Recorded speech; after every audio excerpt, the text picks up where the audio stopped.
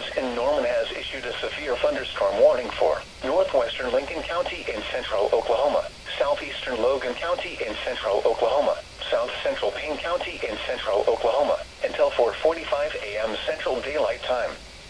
At 4:01 a.m. Central Daylight Time, a severe thunderstorm was located 5 miles southwest of Meridian, moving northeast at 35 miles an hour.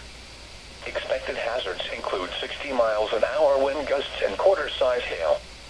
This is a radar-indicated threat. The following impacts are expected. Hail damage to vehicles is expected.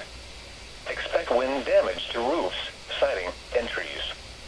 Locations impacted include Perkins, Tryon, Ripley, and Meridian. For your protection, move to an interior room on the lowest floor of a building.